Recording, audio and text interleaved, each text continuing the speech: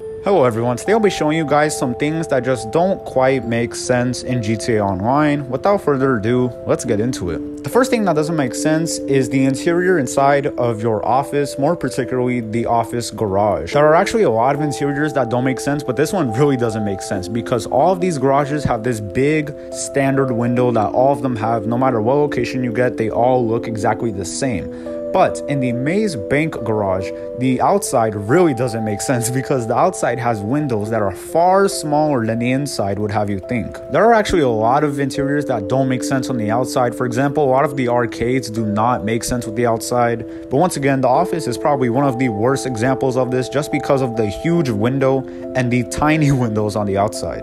As you can see, this is the outside of the exact same location from the inside. I know this is the exact same location because there's that little terrace stone thingy right there that lines up where the office garage was. And it is also head level with this blue tarp on the construction building right across the street. So going back from before, you can actually tell that this is the exact same location. And this is what it looks like on the outside. It makes absolutely no sense. It is absolutely ridiculous. Some offices actually do make sense with this interior, but the Maze Bank in particular just doesn't. It makes zero sense at all. Especially because these windows are tiny, and once again on the interior, they are just massive and huge. It is blatantly obvious that the interior was not made for the exterior, but Finance and Felony did come out years after the initial release of GTA Online, so you can't really blame them because they didn't anticipate the release of that update and the release of those interiors. Still a funny thing to see though in modern GTA Online because, I mean, this was here since the start basically.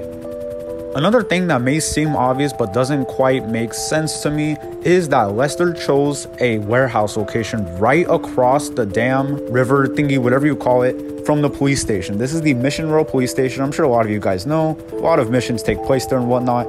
And this is Lester's warehouse right across the street basically from the police station. I'm not sure why Lester would choose to do this, especially because Lester comes across as a very intelligent character in GTA Online and in GTA Story Mode. So him choosing this location just makes zero sense at all. And in Story Mode, he actually burns it down with Michael. And I'm sure police would be pretty skeptical about why this building was burned down because after doing some forensic work, you could definitely tell that it was intentionally burned down and not an accident or whatever. This is not to mention all the heist setups and whatnot that take place here in Online. I mean, in the Pacific Standard alone, you take trucks here, you take vans here, you take cars here all the time. In the Fleeca, there's a bulletproof car that's always hidden here. Like, the police would be skeptical at some point, and I'm very surprised that Lester has not been arrested. He probably just narrowly avoided it because, once again, he is right across the street from a major police station. Also in a relatively bad area of Los Santos. One thing that doesn't make sense to me at all is the fact that we have not been able to buy mansions for a while. We have not been able to buy mansions at all, but I'm saying they didn't add it. They should have added this years ago, you know what I mean? In Finance and Felony, in Executives and Other Criminals, they should have added mansions for us to be able to purchase. These mansions I'm flying over here would be a perfect fit. And if Rockstar really wanted money bad, like, they could release an update just about mansions. They don't have to add nothing else. Maybe a couple cars and just the ability to buy mansions with interiors and everything. They could make so much money on just this update. I mean, there was talk about a mansion update being added in Red Dead Online, and then that got cut because Red Dead Online got cut. And I was excited for that. And I don't even play that much Red Dead Online, you know what I'm saying? And I play a lot of GTA Online, so if they added this, I would definitely be excited about it. But it just makes absolutely no sense. My assumption and or theory about this is that Rockstar is saving mansions for a end game update. So as they are pushing out GTA 6, they will have a boost of money to kind of cover the cost from making GTA 6, because this update will do numbers, absolutely millions of dollars for Rockstar when they release it, if they release it. But I guess we'll never know until it's here. Something that actually makes quite a lot of sense to me, but maybe not to a lot of other people, is that a lot of construction sites, not a lot of, every construction site around Los Santos has not been completed since 2013. Now, I actually made an entire video about the Mile High Club and why it will never be completed at all, which you can find later. It was a pretty early video I made, so sorry if the quality is bad or whatnot, but I made a video solely about the Mile High Club building, and I'll briefly explain most of the main points in this video. The main reason why construction sites pretty much everywhere will not be completed is because there are simply too much missions that take place around them. For example, the Mile High Club has a mission for the Kosaka for the Kale Perico heist, where you steal a blowtorch from here. That is 1. There's also a time trial at the bottom of this building. That is 2. And in the ULP missions, you get Avery Duggan in a helicopter and you chase him, and he launches from the top of this building while in construction. That is 3. That is just 3 missions, and there are so much more. I can make a whole video about all the missions that take place here, you know. So basically, to answer your question why construction sites around Los Santos will never be finished, there are simply too many missions that hold Rockstar from finishing them. Something unique about this is that the casino actually got a full revamp, a full overhaul from the original. I assume this is because the casino didn't have a lot of missions surrounding it, so Rockstar was able to do the switch rather easily. But the same cannot be said about the Mile High Club or any construction building for that fact. Of course, there is a small chance that Rockstar will complete it because Rockstar is weird like that, but once again, we will never know until Rockstar does or doesn't do it. Another major thing that doesn't make sense to me is Merryweather. Merryweather not being shut down as an organization in Los Santos. They have caused so much terrorism, threats, bombings, killings everywhere in the city of Los Santos and Blaine County.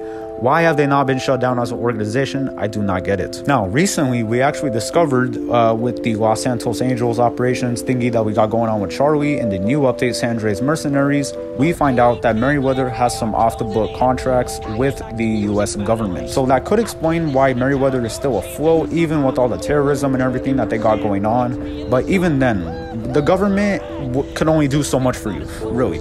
There will be other organizations looking after you for doing all this violence and whatnot. You would get shut down by other organizations, most certainly. They have just done way too much shady stuff. Not to mention, we've killed so much Merryweather as our GTA Online character. Like, we have killed thousands of Merryweather agents just from us, you know. Like, how do they even have men at this point? Most of them would all be dead. Just doesn't quite add up for me, and I think the off-the-books thing is just a scapegoat for Rockstar to keep them afloat.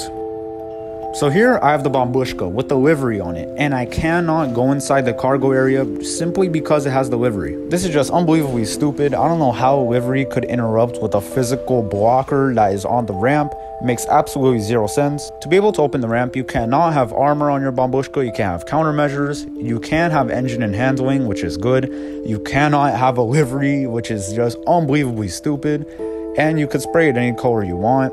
You cannot have thrust on it, and you cannot have any weapons on it. Now, it actually comes with weapons, which is fine, but you cannot add any more weapons. The weapons it has on it are fine. They will not interfere with the ramp. The weapons and the thrust, giving an invisible blocker to the ramp makes no sense to me at all, but the livery doesn't make any sense because it's literally a livery. Like, how does it provide any sort of PvP benefit to you? It literally just looks better, and I don't know. Rockstar is just a weird company.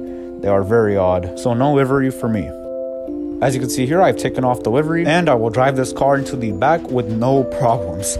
All because I had a livery on. There was an invisible blocker between the ramp and the door. It's just absolutely stupid. Now I can close the door, I can fly around with zero problem.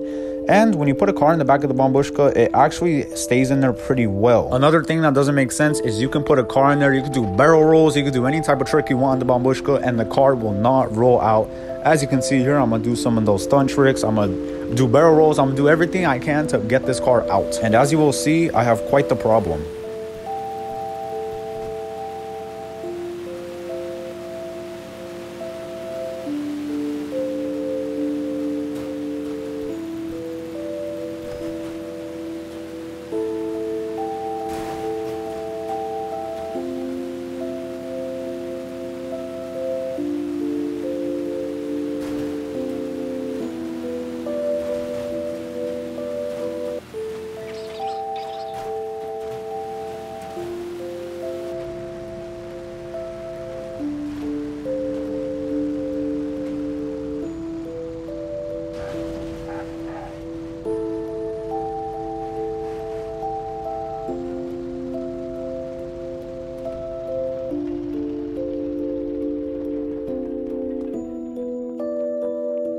Now let's check on the card, and as you can see, the card is still in here somehow. It didn't roll out despite all my various attempts to get it out the cargo bay. It just didn't want to budge. So I guess you could trust the Bambushka to carry anything, I guess. And that is it, everyone. A few random things that just don't make sense in GTA Online.